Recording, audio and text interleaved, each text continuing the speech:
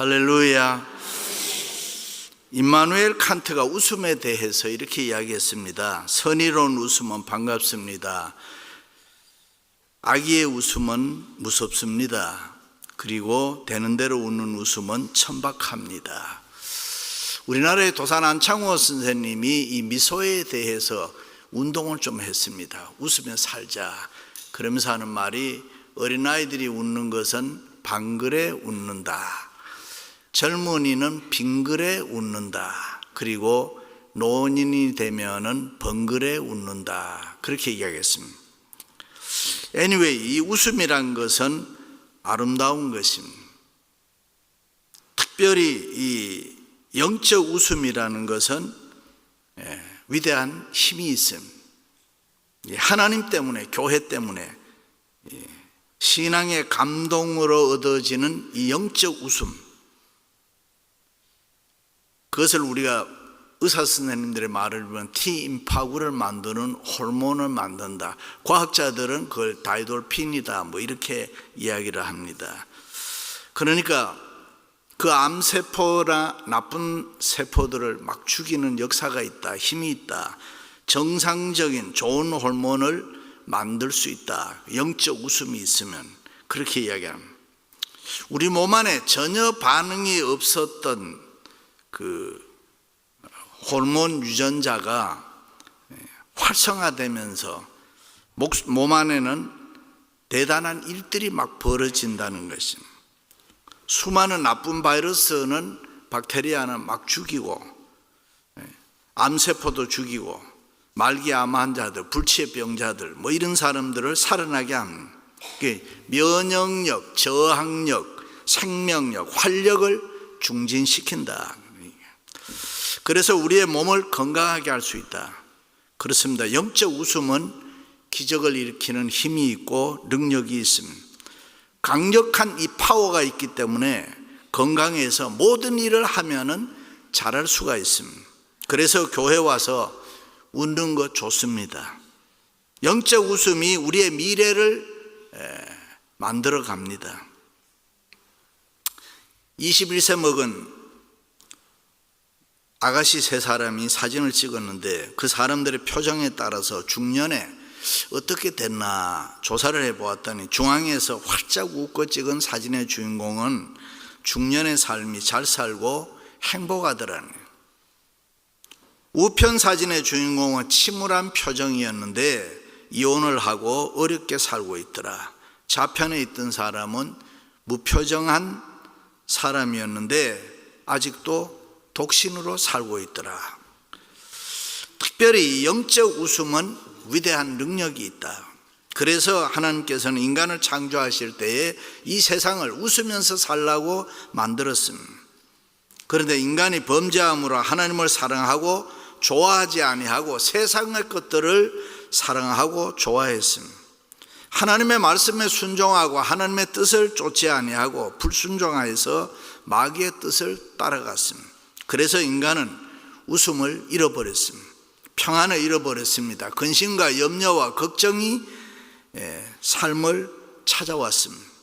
그래서 누구든지 뒤를 돌아보면 인생을 살고 고백하는 것이 인생은 고해다. 수고와 슬픔밖에 없었구나. 이래 안타까워하는 것입니다.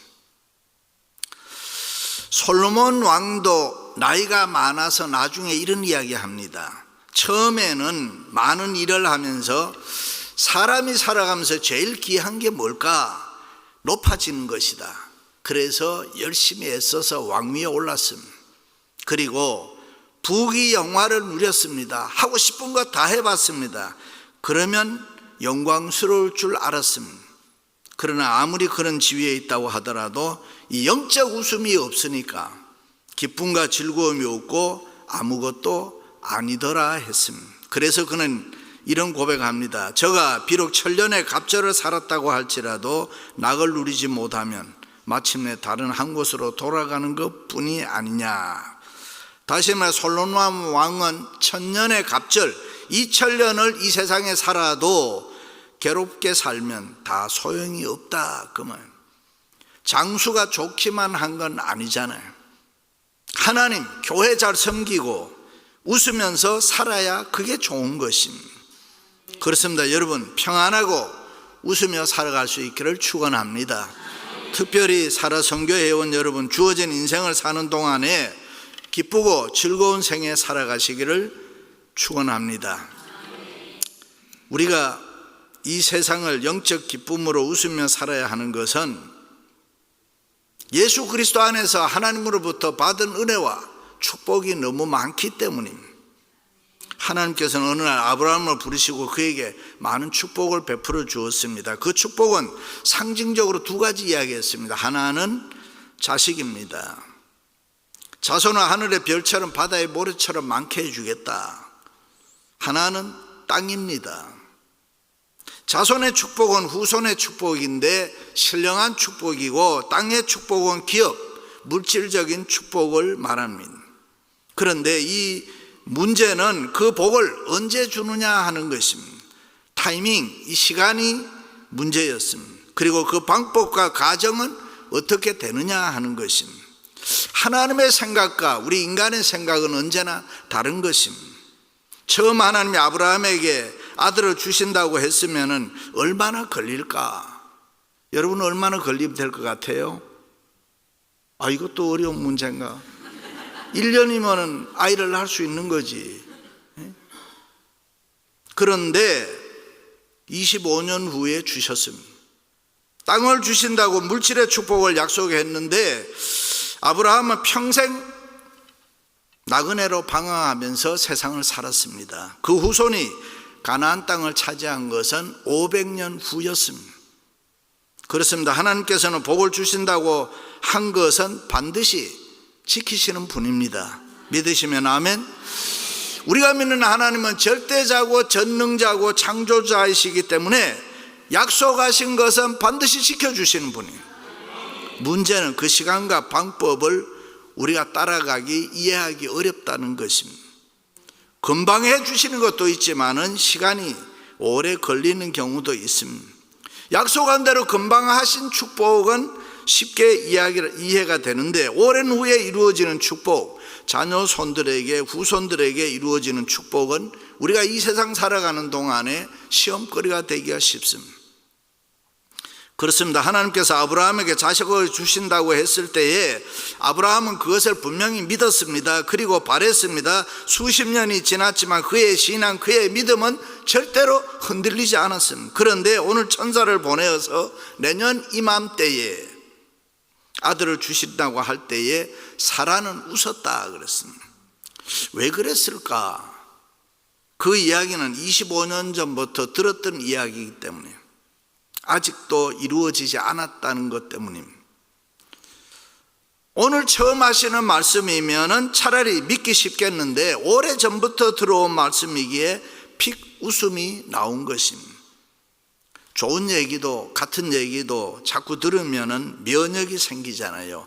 예수 처음 믿는 사람들, 교회 처음 나온 사람들 은혜 잘 받습니다. 신앙생활이 프레시합니다. 그런데 오래 믿은 분들은 많이 들은 말씀, 늘 듣던 말씀 무관심하게 들을 수 있습니다. 신앙이 굳어질 수 있다, 그 말은. 그것은 하나의 위기죠. 전능하신 하나님의 말씀을 우리가 많이 들었기 때문에 등한시한다면 그것은 참으로 비극입니다.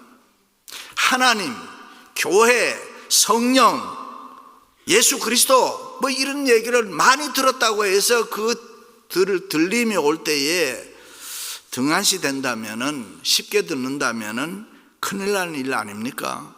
매일매일 언제나 신선하게 받으시기를 바랍니다. 하나님의 말씀은 살았고 운동력이 있어. 믿으시면 아멘.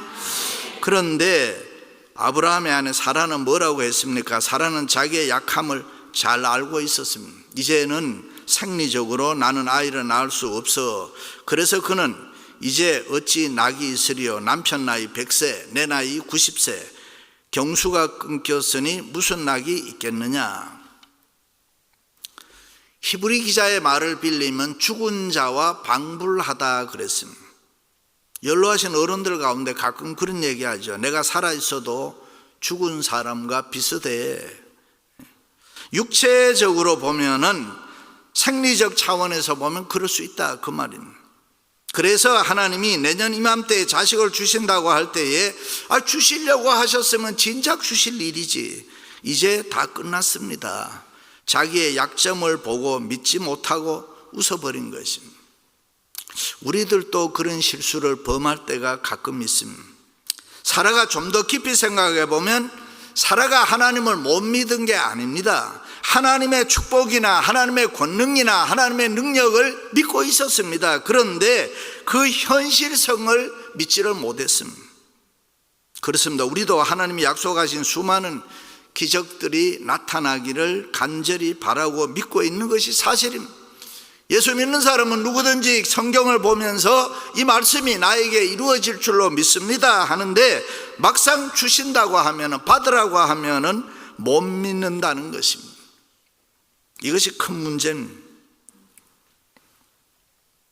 우리가 하나님을 믿고 하나님이 주신다고 하는 은혜와 복을 바라고 믿고 있습니다마는 현실적으로 생각지 않는다는 것입니다. 막연히 미래적으로 생각하고 기도도 열심히 하는데 추상적으로 그냥 생각한다 이 말. 하나님 아버지 무엇 해주세요, 해주실 줄로 믿습니다 이렇게 기도하고는 잊어버린다. 그러다가 하나님께서 어느 날 주시마 하면은 우리는 어떻게 할 줄을 모르는, 사라가 그랬습니다. 신앙, 믿음을 생활에 구체화하지를 못했다 그 말입니다. 신앙생활에 중요한 것이 내 생활에 경험되는 것입니다. 믿습니까? 하나님의 은혜와 축복을 내 생활에서 지금 구체적으로 내가 체험을 해야 되는 것입니다. 그것을 믿어야 되는 것이고, 그런데 아브라함과 사라는 그것을 못 믿고 편법을 써서 이스마엘을 낳게 되는 것입니다. 하나님이 주신다는 자식의 축복을 의심하지는 않았지만은 이 세월이 흐르면서 급한 생각이 들어서 부부 합의하에 인간적인 방법을 썼습니다. 그런데 하나님은 그러지 않았습니다. 나는 전능하신 하나님이라 내 앞에서 완전하게 행하라. 이제 내년에 아들을 낳으리라. 사라가 기가 막혀 웃었습니다. 그것을 보고 하나님께서 왜 웃었느냐? 아니요, 웃지 않았습니다. 아니다, 내가 웃었느니라. 그렇습니다. 하나님은 다 알고 계심.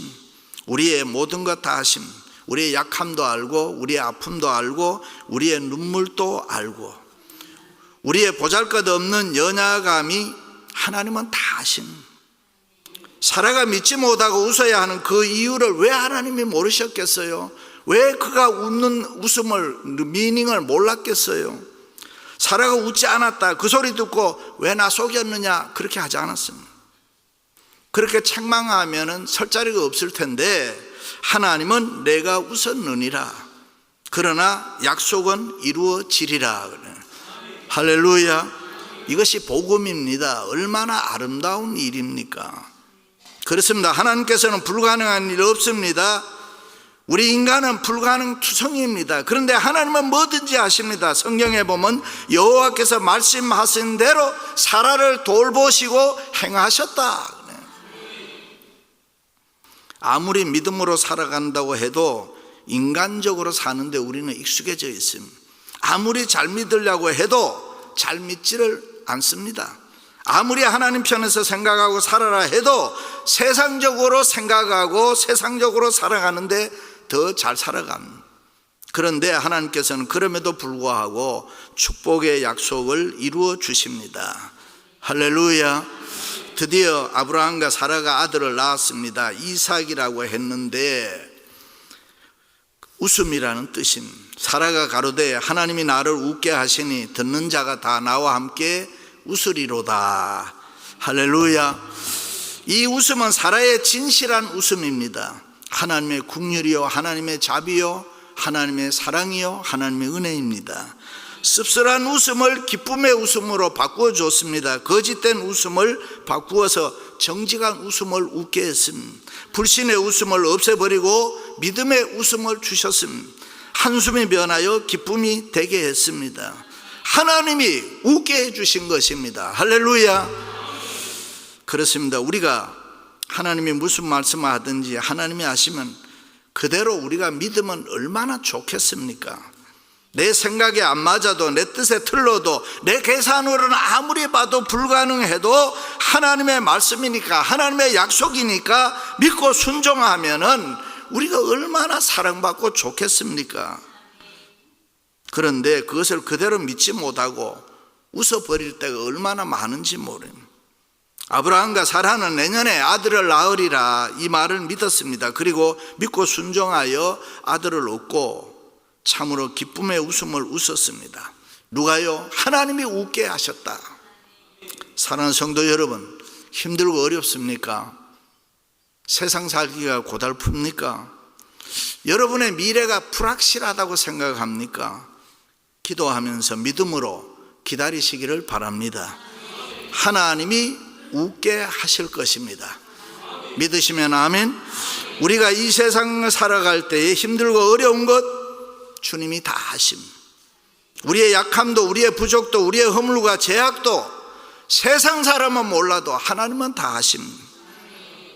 우리의 어리석음, 우리의 미련도 주님은 아십니다.